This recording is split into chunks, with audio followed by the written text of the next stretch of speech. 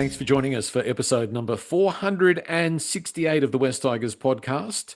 And thanks to everybody who tuned in last week on YouTube. Record numbers. It was fantastic, Nick. And it was just you and Jordan. So I said to you guys, I said, well, that's it from now on. Just you two do it. And no, but we're here. But that was lovely. And thanks to everybody who's finding the podcast and liking it and sharing it and also commenting on it and subscribing. But it's really good to see those numbers, Nick. Very good. I'm assuming the numbers are going to be down tonight because Jordan's not here, but we'll get Jordan back on for everyone ASAP. Jordan's got drawing power, as they say. Yes, exactly. He does. Let's kick off with one word, Josh. 22-16, the final score against the Bulldogs. We led 16-6 at half time.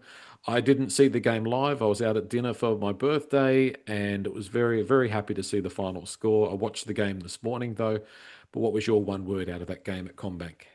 Well, firstly, happy birthday, Joel. I'm glad the team got 2 points for you. That was very good present. Thank you. My one word is needed. We needed a victory. The players did what was needed, and we needed some guys back, and we got them back. So there were lots of things we needed coming into this weekend, and I think we got them all. And I think this was a win, as I said, that we did really need, and it put us in a good position. I think after the 3 losses, but then the bye to come back out, have a win, to boo Lachlan Galvin for 80 minutes was also something that was needed. So there were lots of things needed, and all of them seemed to happen. We also needed no more injuries, but I think we ended up with 3 guys injured on the bench. So that one probably wasn't so needed. But yeah, needed is my word for the week.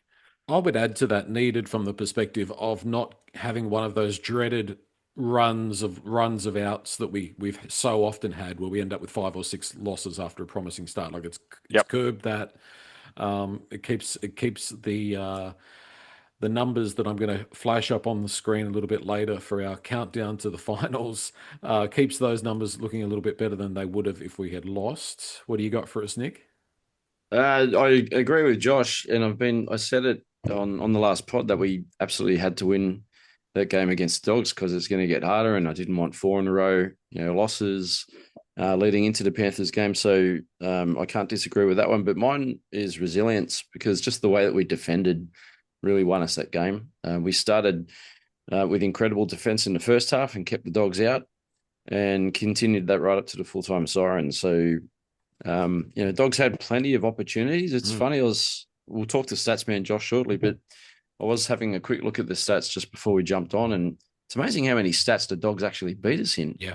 Including possession and and time with the ball. It was amazing how many chances they had, but we kept them out. So resilience for me.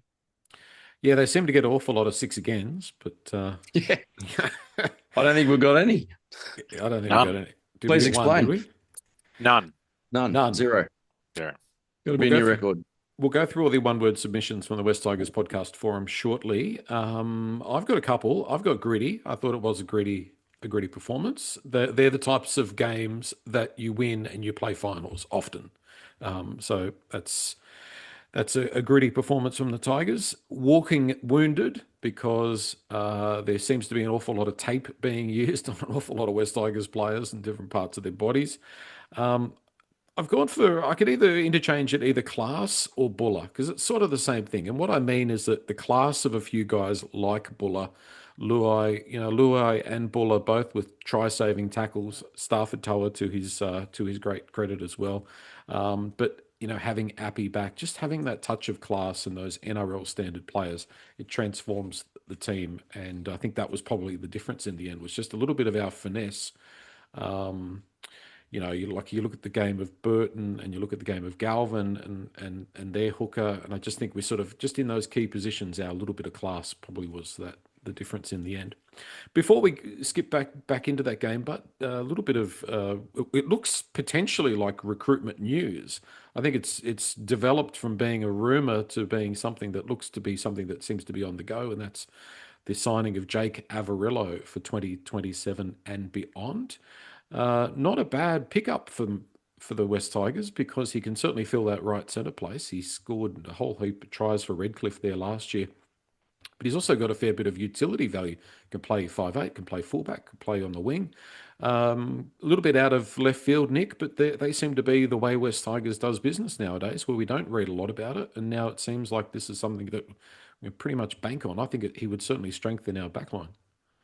Yeah, it's funny because it came out very quickly. I think Jordan put it in our group Mm, chat today that there were some rumors, and of course I asked the question, "Where's your source?" And he said forums, and I thought, well, I'm not going to believe forums. yeah. Had a quick look on X, and there was nothing, like no news at all. Mm, And then I think Code Sports came out. I think it was Code Sports came out and put an yeah. article that West Tigers were favourites to secure him. So I was quite shocked. To be honest, I don't watch a lot of teams very closely, but I did have a look at his profile. And so it looks like he can play anywhere from one, wing center, even in halves, like Mm. 5 out and halfback. So pretty versatile. I'd rather get Josh's opinion though. Like, where would you play him, Josh? Like, would he be coming as a center, or would he be? I did see the article mention that he'd probably slot in for Luai, but I can't see him playing six.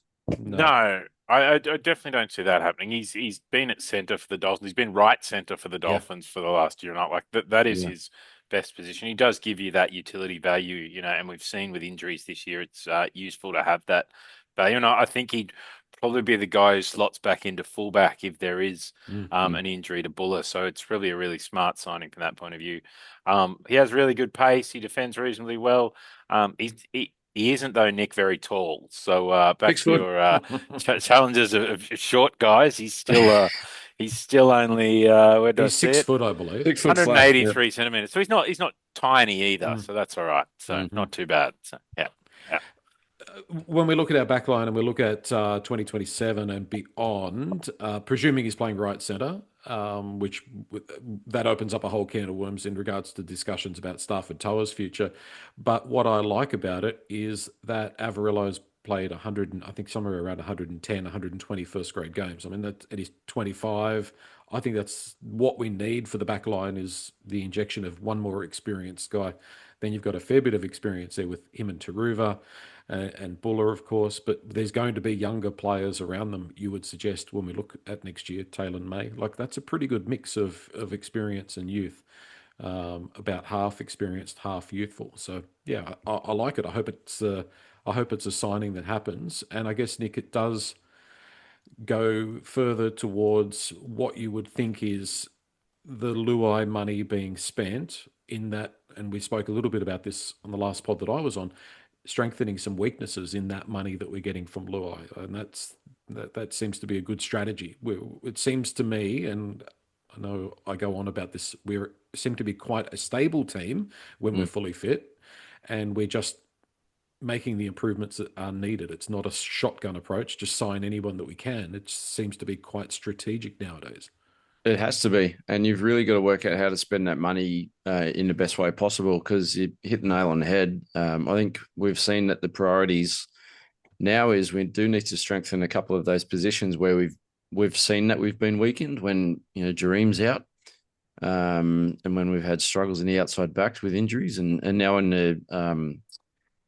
the second row in the back row as well with Sam Weller out. So it's very hard to plug gaps like that. And we talked about it too. You can't replace quality with quality, but you've got to get someone that's going to be there to do not just a job, but that can fit into the team structure. So, as for the example of fullback, as hard as Heath Mason tries, he's not a Jareem Buller. There's probably not many players that do play like Jareem Buller. Mm. And geez, well, lucky. Going back to my resilience and defense topic earlier, the way that he defended, he saved us a couple of tries. Yeah. Didn't just score tries, but he saved us tries yesterday. So, Mm. but yeah, it'll be interesting to see which way the Averillo news goes. If we do sign him, Josh, it looks like Connor Watson is not coming our way. Last I read, he might be going to the Dragons for 27, just for that 1 year, which I think is a bit of a pity. I would have liked to have had him because he does fill that other spot. But I mean, is that the type of player that you think we'll target? We don't know with Haywood because he is very young, hasn't debuted yet, as to how that transition from Appy to Haywood is going to look. So, what do you think should be our other recruitment target for next year if we do get Averillo? Yeah, if we could have Arillo, I think that gives us a little more depth in the outside backs. I thought it was interesting that Latu Fainu, played hooker last week. He played 35 minutes this week for Appy, like it was a significant amount of time. And so he's been playing more hooker. Like they didn't have Hope on the bench this week. Yeah. They thought Latu was the actual hooker, and if that continues for the season, him playing that hooker lock role, perhaps that's kind of the other option for not getting Connor Watson and maybe not go. I think we need a little more, um, probably another prop. I think, we've seen with Sione playing back row, and Royce only playing 15 minutes. Like we are a little short of props we've probably seen over the last couple of weeks, especially with Twal playing lock. You kind of got May, you've got Pole. I don't think Pole can play more than 40 minutes. So I think another prop to kind of support that bench rotation. And I think Bunty's quite reached the heights. I think so. Some money into that prop rotation, I think would be good additional depth for me. Yeah, that'd be my focus area. There were times in the game against the Bulldogs where I felt like we were struggling once again to make meters. So I Mm. think there's could be something on there. Did you also notice there was a change, a difference in the prop rotation, where Royce didn't come on in the first half? He came on in the second half.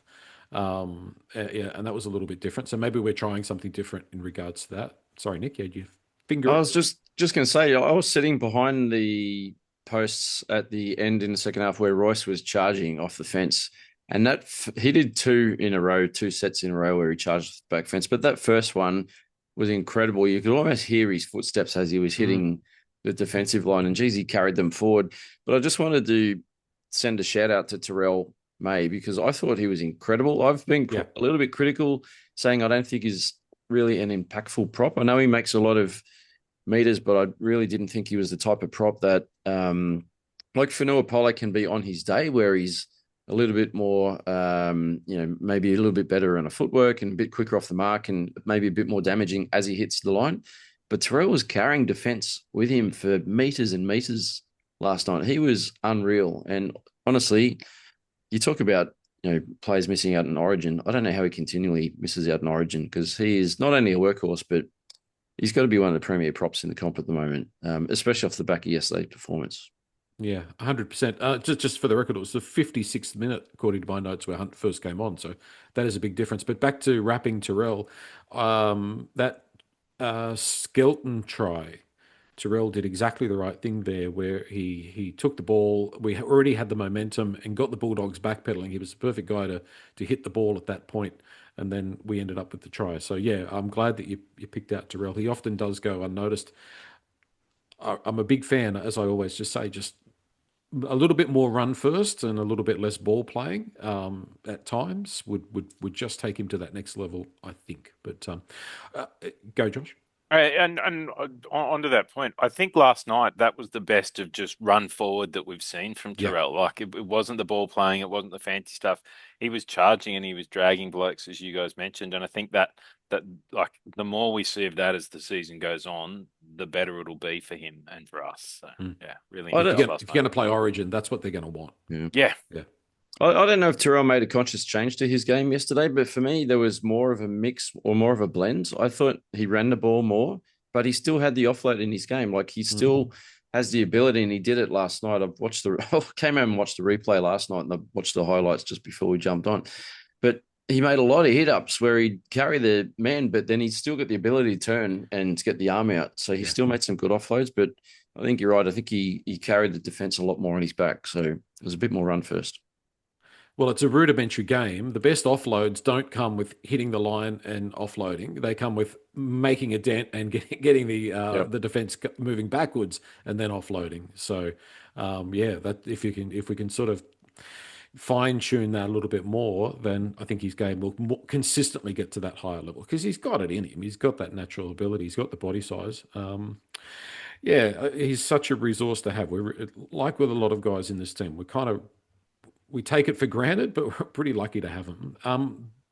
We want to talk more about the Bulldogs game for sure, but let's talk a little bit about the future, if just the short-term future. Makasini injured. Sione Fainu is going to be out. He failed his HIA. Twal is injured. He's hurt his knee. Josh, you've been watching the New South Wales Cup. We had wins right across the board today, which is fantastic. I'm hearing some names might be added into this game against Penrith, some debuts. Somebody's advocating strongly for Sakura, who scored 4 tries apparently in New South Wales Cup. Yeah, it was a really good game. Like it was a very back and forth game. I think it ended up 38-26, or I think that was about it. So there were lots of tries because there wasn't many conversions either. So it was very much lots of tries. I thought in the forwards, I thought Mav Gaia played really well. And I thought Ethan Roberts was good. He looked dangerous. So I hope and expect we'll see him come into that second row spot. So I think he was good the week before, and I think he showed good effort in reserve grade. In the backs where we were kind of dominant today, Sakura scored 4 tries. Look, one of them was an easy intercept near the end. The others, he ran strongly down the sideline. Fiala, what's his name? Fiala Fainga. Mm. Who's a guy who was playing for Camden Rams last year, but has come into our cup side this year. He probably set up 3 of those tries. It was very much Andrews onto Fainga, onto Sakura, who just charged down the sideline. But he was very impressive, and I'd have him on the bench myself as that kind of reserve back. I assume Toa comes into the side. But yeah, I thought in the forwards, and also Luke Lely did play very well. He was very strong. Like his runs, this is strange for a small guy. He was dragging people 5 or 6 Yeah, meters really. every time he ran. Mm. The Bulldogs just couldn't hold him. Like, which is, it's an interesting thing to watch Cup Mm. versus NRL. Mm. So yeah, the outside backs were very good, but I thought Mav Gaia played well and Roberts played well. I think we'll probably see Mav Gaia into that forward rotation and probably Roberts, I would assume. Maybe Charlie Murray, who played lock today and played reasonably well. Yeah. That's an interesting one, given he was moved into lock today. So with 12 Mm. being out, so maybe that's a sign from It Benji, could perhaps. be. But Yeah. Benji was there with all the first with a bunch of the first graders. He was there on the sideline. So yeah, he Mm. was watching closely. We've got some options there by the sound of it. Mm. Sakura, do you think, if he does get a role, do you think it would be perhaps in the centres, or do you think second row? No, look, I think he can. If he was on the bench, he could kind of cover wing, but he could also come on in the second row. He's Mm. played a couple of games there in New South Wales Cup this year, and then on the wings. I feel like maybe if the club's looking at it, he might be a cheaper version of Skelton for next year. I think Skelton played well, but they're very similar wingers, big Yeah. bustling, Mm. guys. So perhaps if we been talk about Skelton not being kept, perhaps Sakura is the replacements for Skelton next year in maybe a slightly cheaper version of Skelton next year. So Yeah. interesting to see. I don't know if Skelton's playing for a contract, but he was awesome He yesterday. was Yeah. fantastic. Yeah. He made, I think it was 228 meters or Mm. something similar, something Yep. around those numbers. It was massive. Yeah, huge. His kick returns were incredible. He scored that, I think was that our first try? I can't remember. He scored a try. Yeah. But he looked good. And we know that he can be good. He's just got to get those sort of those moments out of his game. But we Because he didn't still see. had one when he flicked it out there under the Oh nowhere. yeah, So yeah. yeah, that was horrible. But apart from that, I thought he was really good. So yeah, Scored, interesting. Yep. he scored 2 tries. Yeah. Yes. And it was in the 34th minute. He threw that dumb ball on the first tackle, but we survived. Macassini, Buller threw one as well, I think, from memory. Yeah. Yeah, Yep. we still got that in our game. Yeah. 5 minutes of panic where balls were being thrown in our own 10 Yeah. was not fun. No. Composure was it is not often our strong word. Mm. Let's have a look at the one word submissions from the game from the West Tigers podcast forum. Let's take a quick break. Peter A. His word was gods. We had a little bit of luck from the football gods, and that was earned through grit and determination. Shan, hard to come up with one word, so came up with 3, I think it is, from memory here. Resilience, low IQ, such as dumb passes to people in the same or worse position, as we were just discussing, and also went for Buller. Key tackles saved us the game. Mike's word was relief. We needed that win. Tigersman, reversal of fortune. We lost all the stats, but still won this time. Mac Tiger went for stars. We got some back, and we went much better. Nat Mac 78, 6. It was our 6th win of the season. We won by 6 and survived all those 6 agains. Number 6 played well, And with 6 minutes to go, it was hard to stay composed. It's true. Wagga Tiger, gutsy, but we might be in trouble next week. LFC Tiger, happy. We were rubbish when he came off. Tiger Stew, back in the winner's circle, and having Appy and Buller back is such a difference. London Tigers, desperate. Jerome and Stafford's last ditch tackles saved us the game and our season. And Teddy S, their word was rubbish. Skelton's offload to no one, and also the officiating. It was also rubbish. I'm going to give somebody a rap who I haven't heard discussed. We haven't mentioned his name on the pod so far tonight. I haven't seen him really mentioned anywhere in the socials. But I thought he did a lot of really good work that went unnoticed, and that is Kai Pierce-Paul. I thought his Yep. defense was very, very good, Nick. Sometimes you just want a guy that doesn't shine and go crazy one week, but he is proving to be a very consistent resource for us. I love KPP, not just his defense, but his attack as well. It's been nice to watch Romy drift across to the right a little bit and feed KPP some good ball as well. So we saw Romy create that sort of combination with Samuela, but with Samuela out, we kind of need to find alternate options, and KPP's out there, but he's an absolute weapon. You know what else he can do? If he gets caught at dummy half, he's got an amazing bullet pass on him. He can feed that ball out of the ruck really quickly. So he's a man of many talents, KPP. I do like big, tall men, big strapping back rowers. So he's up there with Samuela for me. Two of my favourites. That's what your Google search history seems to show anyway. Yeah. Tall men with gold teeth. All KPP needs is a gold tooth in the front, and I'll tell you what. All right. Leave it there. Josh, KPP, like he on that right edge has been problematic for us, but he does a lot of work defensive work that goes unnoticed. In that second half, I was watching him, and he just the amount of really important tackles that he was there for was incredible. I totally agree, Joel. It's not the amount of tackles, and he makes plenty. It's that he makes the really important ones, and he makes them well. Like as you said, there are a couple of times there where the Dogs were through, and he just threw his body at them. There are even a couple which I imagine probably went down as missed tackles, but he was kind of scrambling, got to the guy, held them up enough so the next two guys could get there. So they kind of count as missed tackles probably in the stats, but Yeah. but without him, the Dogs were away and had scored. So no, he's been a sensation. And if we want to look at just how important he is, look how bad the other edge looks that he's not on. I think that comparison is dramatic. So, and that's he really is sensational. I think the game didn't get in the attack as much as I would have liked, but I think that probably just reflected where the game was going, and and probably the conditions weren't necessarily suitable out there. But yeah, no, he's been sensational this year, and I think that's really he's a real standout every week. I think he's one of the two guys I think don't get enough raps. Him and Sunia Taruva is the other one I don't think gets enough raps. So I was a big fan of his performance every week. So, yeah. One player that also needs to be wrapped, and we won't see him next week, and hopefully not too many weeks after that, but Alex Twal was incredible again yesterday. And when I watched the replay, I think it may have been Mick Ennis, who's probably your favourite, Joel, but I think he said that Alex Twal's playing representative level football consistently. Yeah. Which, it is Origin time, but he's been at this level since round one. He got fired up last night too.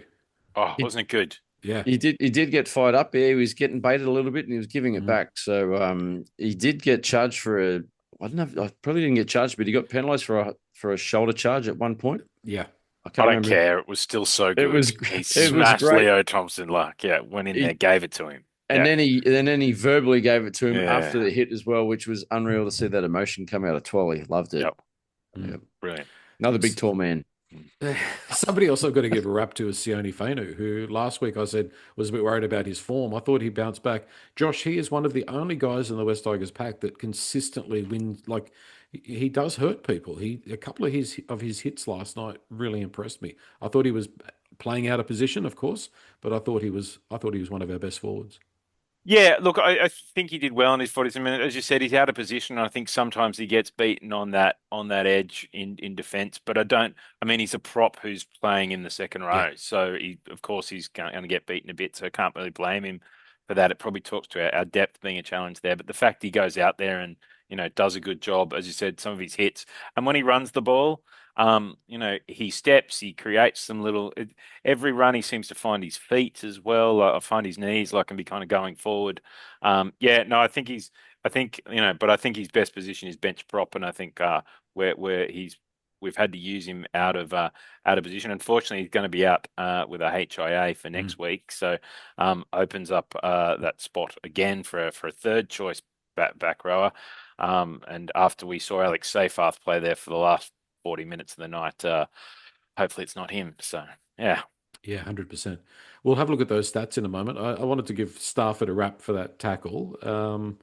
He's hard to nail down, isn't he? He's hard to work out because sometimes you look at him, Nick, and you go, this guy can really play.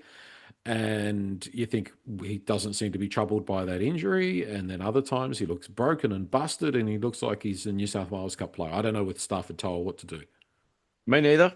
I actually got a bit confused because at one point during the first half, I noticed he was on and I thought, hang on, did we make a switch? Like sometimes when you're sitting in the stand and you're not hearing the commentary and you don't see the pregame stuff, you can kind of get lost a little bit. But I saw him out there and I really wasn't sure what had happened, but I actually thought he stood up. I think he had a really good game. And you mentioned that he made a couple of really good defensive saves. And I mentioned on the last pod that I thought he looked a bit out of sorts in defence in Cup playing for the Magpies. But, I've said it before, Stafford at his best is one of the best centres in the game in terms of what he can do output-wise. But we don't see it regularly enough. So, yeah, I don't know how to read him either, but I was impressed with what he gave us yesterday.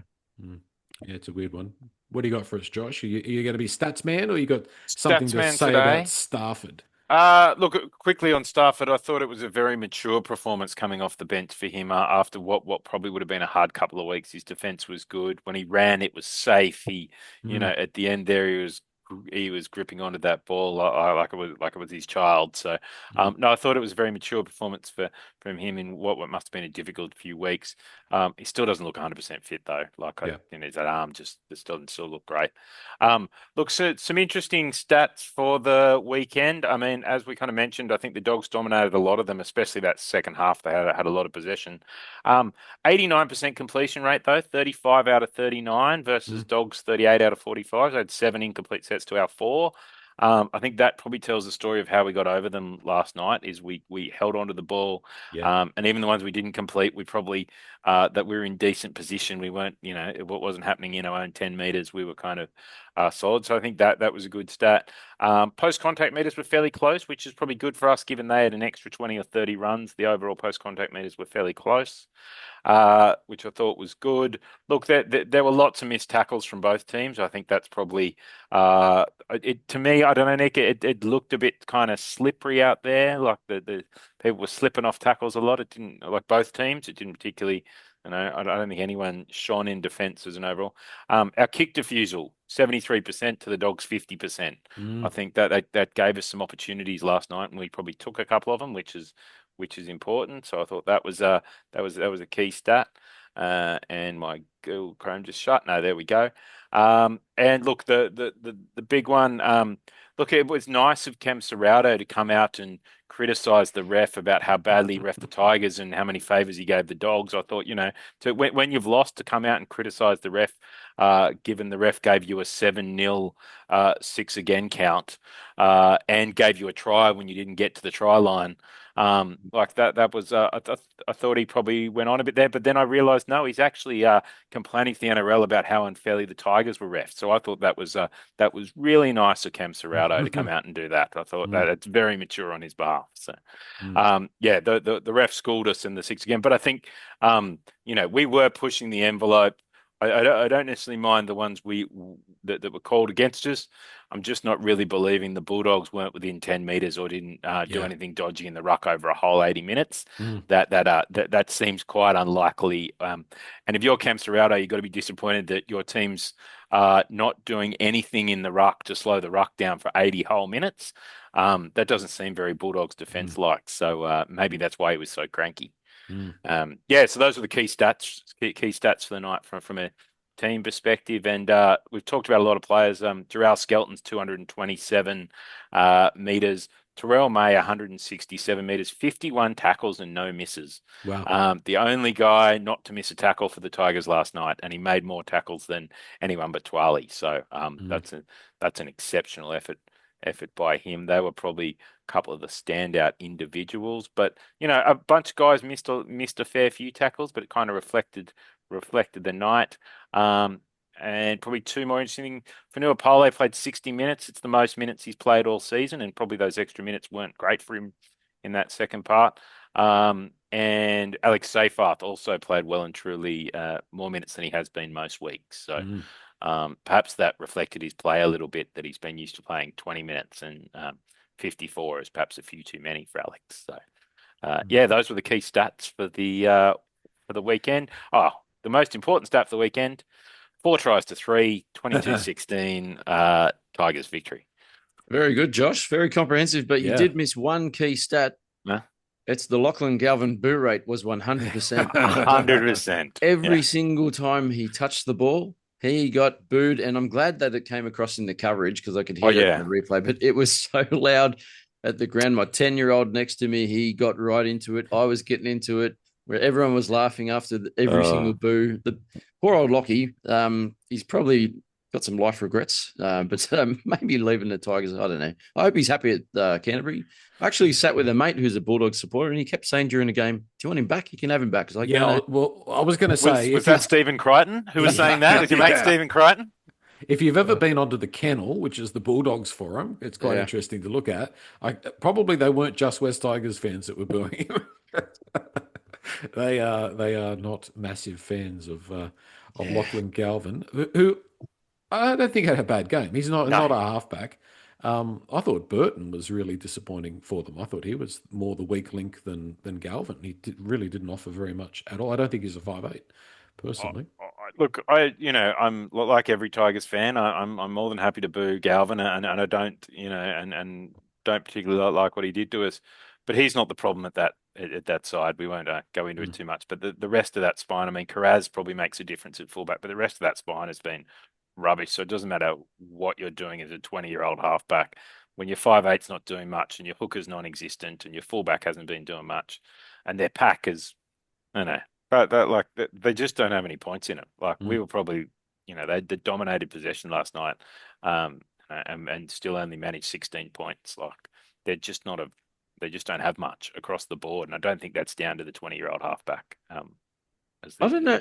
I don't know if the Dogs' attack was a bit one-dimensional or predictable, but every time the Bulldogs swept to their left, so when they were running towards them in the second half, their backline was set quite deep, but we read them every single time, and our defense sort of came up in like an umbrella shape where our wing was up, and we just held them every single time. They couldn't, they had no sort of run-on advantage onto our defensive line. We seemed to shut it down really quickly, but maybe that's, coaching we're up to our staff, the way that we, reviewed them and came up with a game plan to shut them down, Josh.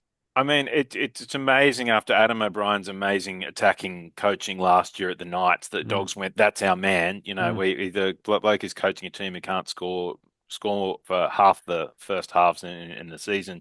The Dogs went, yes, that's our attacking coach. So, look, I think also credit to our defense, and I think some of the changes in personnel helped there, but they didn't throw much at us. Like it's, if it wasn't Tupanua trying to charge through the edge. Yeah. But that's not good. Set up play. That's just a big guy running at, a couple of average defenders. So, yeah. Bronson Cherry's wasted. What were they doing? After last week when he was dominant, they, very strange. Very strange. We've won, and I don't like to, we don't need to necessarily be negative, but Alex Seyfarth, I'm sorry to say, is not an NRL standard player. He is an occasional NRL standard player where he'll come on, he'll tighten up the middle. But if we're going to be a team that goes from here to here, I'm sorry to say Alex Seyfarth can't be part of that progression. I know that's a harsh call, but that's the way I feel. He has to be for this season because we're starting to need some backups and reserves to fill in those gaps. But yeah, long term, I know there were discussions during the week with rumors around. Was it today? No, it was in locking down. Who was it? Samwella and Samuela. Latu. Yes, of course, my big Mm. tall man with the gold tooth. Yeah. Yeah, that he might be one of those players that we may have to let go. So, um, I don't disagree. I don't Uh, disagree. yeah, I'm with you. He's not strong enough to be an NRL prop. He can't defend on an edge. Mm. And look, probably lock is maybe his best position. I He's think the best in few the middle. times he's played a bit at lock, where he's Yeah. not having that big front rower's job of charging through, but without the defensive challenges on the edge. Your lock in Alex Twal plays 80 minutes most weeks, or Latu Fainu coming off the bench, kind of bench player. Alex Seyfarth is not really the kind of lock you need. So, uh, I'm with you. I think this year we'll obviously need him because we're just running short of troops. But God, he doesn't offer much, and he like a lot of the problems we had last night were Alex Seyfarth related. Like the teams are Mm. running at him on that edge. Like Mm. it isn't enough. And yet when he's in the middle, he gets bent back. He doesn't get it's not like, yeah, he does. He's full of effort and he's full of a bit of Mm. bravado, and those are good things. And he's clearly a good trainer. Yep. But perhaps he should be captaining the reserve grade side if he's Yeah. perhaps that's his kind of Yeah. that's perhaps his level. And like I think I'd rather Ethan Roberts on an edge. I'd rather Sione and Royce as bench props. I don't like if it wasn't for a six-man bench, I couldn't see him appearing on a bench. And even then, I just don't know. Yeah, he just doesn't have it for me. I agree. The topic about you'd rather him over Royce on a bench, that's an interesting one because Royce plays little minutes compared to Alex. Alex can play Yes, a lot longer minutes if needed. that's the challenge, and I think Yeah. Yeah, that's where he hasn't. both very That's where you kind different. of need him on a bench. Yeah, very Yeah. different things. And a game where no one gets injured, he's Mm. probably a great 18 or 19. I Mm. think we said that Mm. start of the year. That Yeah. guy is there in case someone gets injured. Yeah. For 10 minutes, Yep, yep. But you 15 don't want to minutes. play him Yeah. if you don't Yeah. have to. Yeah. If he does leave, it'd only leave Madden as the only Anglo player in the West Tigers team. I think if I think about the lineup, but Adam, well, depends where no, you think Lebanon is from, but yeah. yeah. Speaking of Madden, I thought he had a good game. I thought our kicking game was better than it has been the last few weeks. But I thought Luai also had he really stood up in this game, and we needed him. He's been getting a little bit of stick, and I thought he stood up and he performed quite well. Can I say with Jock looking better, we had Mm, Uppy running out of yeah, the ruck makes and a difference. dictating our forwards and our momentum. So I think that was the key denominator there. That without Uppy, we've seen it the last few weeks. We're a completely different team, and we saw it when Uppy came off. Like I actually, and again, sitting in the stand, I missed it when Uppy came off.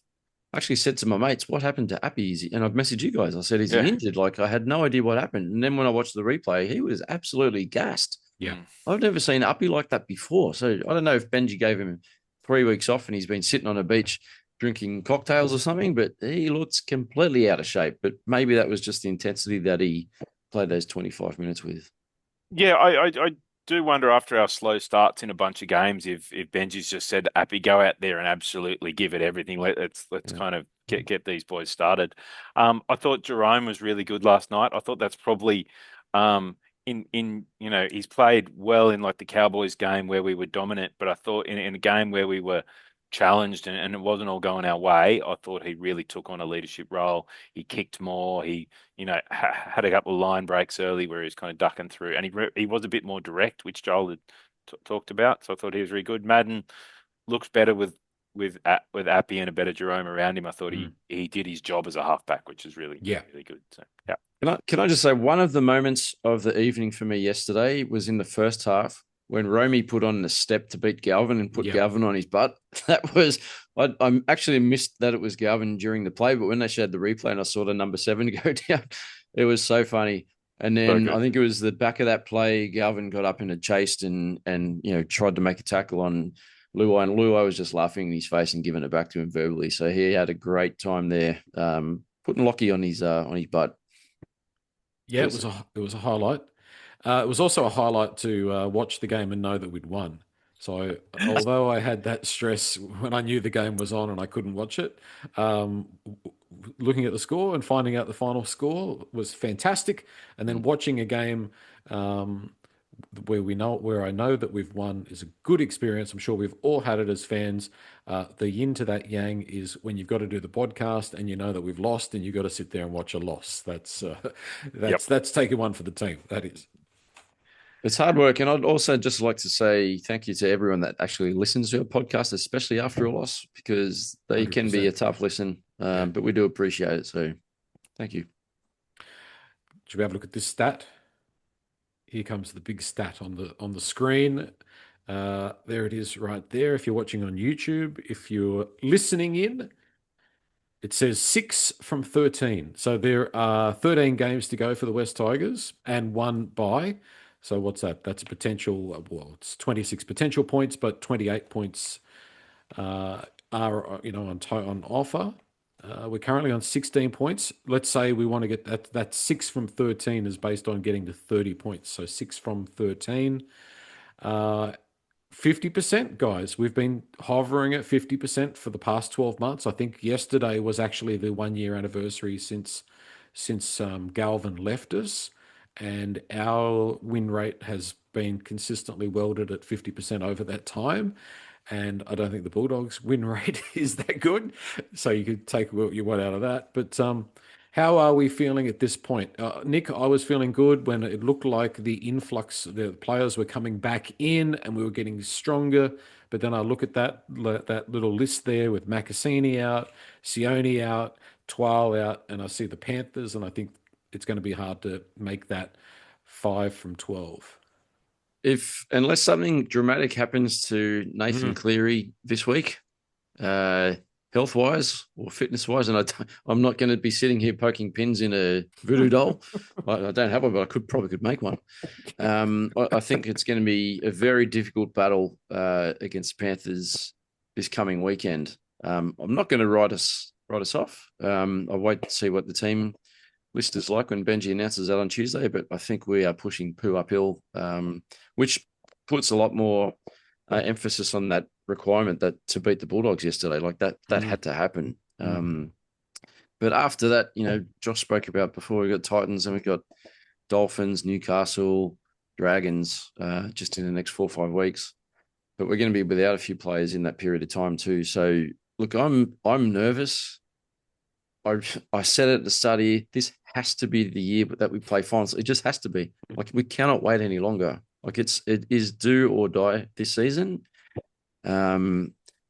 Sure, I'd like to be saying the same thing next year, but I'd really like to think that we can actually play finals football in 2026. So we're there and thereabouts. We're in with a shot. We're still in it. We are still in it. And like you said, Joel, yesterday's win was critical that we didn't go down that 5-6 loss consecutive loss streak that we've had in many seasons gone, in recent times. So we did break that. Let's see what happens. I mean, after Panthers, we got our last Leichhardt game until it's redeveloped. So that's going to be massive. I hope that we're all going to be there. I'm 100% going to be there, and I cannot wait. And if we lose to the Titans, we do not deserve to play finals. So it's a big couple of weeks coming up to find out what we're all about. Yeah, the one thing that scared me over the weekend was Blake Brayley breaking his arm, because that opened up a bench hooker spot for New South Wales, and we've got games against, now luckily the games are against the Titans and the Dragons before Origin, but then we got Dolphins after the next on the Saturday after, so that's a struggle for Appy, and then Warriors the Friday after the third Origin. So if we play those 4 games without Appy, and maybe that explains why Benji had Latu playing 30 minutes at hooker last night, because while we were in front, he wanted to stretch that out. We play 4 games without Appy, even against some lower ranked sides there. I mean, I know Titans will be without Tino, it'll be at Leichhardt, but 4 games without Appy is that without if Blake Brayley doesn't break his arm, I think we're a certainty for finals. But Sharks Blake Brayley breaking his arm gives me shudders about playing those 4 games without Appy, perhaps. Hey, Josh, maybe Uppy coming off after 25 minutes looking absolutely busted was a ploy by Benji to say, hey, Laurie, look how out of shape Uppy is. He can't play Origin. You can't just isn't up to it. Yeah. He has a lot of calf tightness. Yeah. Yeah. But you know what? I played golf with Uppy. I don't know if I told you, but he did tell me he is more than willing to put his hand up if the Blues need him. And he's at the age, he's at the pointy end of Mm. his career. He doesn't have We need much him left. more. Not I know we do. Yes, we do. But from a Uppy Coruscant perspective, like a fan perspective, I would love to see him play Origin. Oh yeah, me too. Yeah, The, yeah, absolutely. the Great. hunger is still there. So Mm. I would hate to think that we're going to run out with Tristan Hope even on the bench. But maybe Look, put him in for game 3. I don't know. We do need wins though as a club. I don't think we could beat a team that's better than us without Appy. Yeah. No, No. but Agreed. look, if we have to play, it's my worry is the team's worse than us. If we take Appy out and we play the Titans and the Mm. Dragons I know. before and Dolphins, like those 3 games are probably games we have to win. Like I'd actually rather Appy didn't play in say a Warriors game or something because you go, Mm. well, Probably going to that's lose it. probably it could Mm. be a good loss, or a Panthers game where you're probably going to lose anyway. Mm. But I want him in the games that we have to win. So We're gonna have to learn to win without him. Like we Mm. cannot just rely on a 32, 33-year-old hooker, whatever he is. Mm. Whether that's Latu at 9 or someone else, but we're going to have to learn how to do it. So someone's going to have to adjust their game a little bit if they're in that 9 jersey or you're playing at dummy half and figure out how to be a bit more uppy like. Mm. That's a big That call, hard. but he's such a talent. This game against the Panthers, what do we think we're looking at? Obviously, we'll come back after the team is named. Obviously Buller.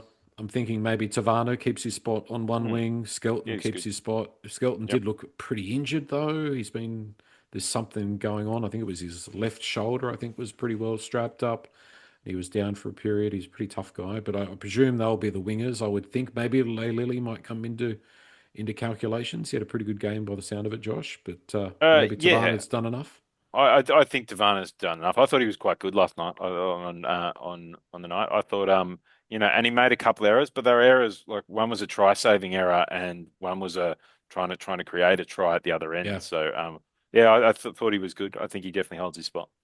And if you want to maybe put, maybe it's not Seraldo's fault, but their first bomb, they put it, you could tell they were testing out Tavana because they've watched the game against Cronulla. That was the last one they put in his direction. It Yeah. was good. I was expecting him to be bombarded, but either they weren't following the instructions or they didn't get the instructions. Taruva and Toa Yeah. in the centres. It's our No other best. option. No other option. I can't think of, No. unless you go for a debutant. Obviously, Luai and Madden. We're probably tipping Charlie Murray at lock. Yeah, well, the other option's Seyfarth. So, Mm. and that's probably I think that's probably the question does Seyfarth keep a spot in the back row? He wouldn't for me, but I also don't think there's a great deal of other options. Like maybe at lock is his position, so I might have him at lock. Um, so he doesn't have to play on the edge. Yeah, yeah. What about on that left edge? Ethan Roberts gets another go. I'd Yeah, give him another go. me Yeah. too. Yep. KPP, Terrell, and Fanu Apollo, obviously, and Appy at hooker. The bench, there's going to be some question marks here. I mean, obviously, Hunt keeps his position. Latu will be there. Maybe Gaia gets a Yeah. game against his former club. I'm not exactly sure who else, just off the top of my head, might featuring on that bench. We're going to need another prop, you would think. Yeah, well, I mean, Mav Guy's been playing props, so Hunt and Mav Guy are the props. Maybe Mm, Bunty comes Bunty. on as well. Murray was on there on the weekends. I think that's kind of your backs. I think, and I just mentioned Seyfarth at lock. If that's the case, maybe he plays 20 minutes and Larcher comes on and plays the rest of the I'd do game, that. Mm. and Appy plays the 80. So he has some calf tightness before Yeah. Origin. And then we've got to find another back, outside back, as I said earlier. I reckon, like the one for me. He's not been mentioned before. Is Fainga, often Mm. because he's been playing centre and wing. I'm not sure Sakuru or Lally can play centre and wing, and that's kind of what you need off that bench, especially when you've got Taruva who can play anywhere. You can move around, I guess. But yeah, I'd have Fainga come in, but who knows? Hopefully, you don't need the 19th man off the Mm. backline bench. So Yeah, yeah, yeah. All right, very interesting. Well, the next edition of the West Tigers podcast will come after that team is named. We might have official confirmation of Jake Averillo signing by then as well. So we'll wait Maybe and he can see play in the centres with this that. week, Joel, if he signs the next day or so. Why not? Exactly. He wants to be back in Sydney. I'll Yeah. drive up and get him if he likes. We need troops. And if you're watching on YouTube and you want to, make sure you subscribe and don't forget to join in the conversation on the West Tigers podcast forum. Thank you, boys. It's very lovely to do another post-win edition of the West Tigers podcast. What's this, our 6th +2 trial wins? It's been pretty good so far this year. It's nice to win. Yeah, winning's good. Especially on a birthday weekend. Happy belated again, Joel. Thank you, Nick. I trust it was a good weekend, apart from the Tigers' victory, of course. So congratulations on making it to 60 once again. Thank you, Nick. And that was the last time we'll see Nick on the West Tigers podcast. Thanks, everybody. Goodbye. Bye.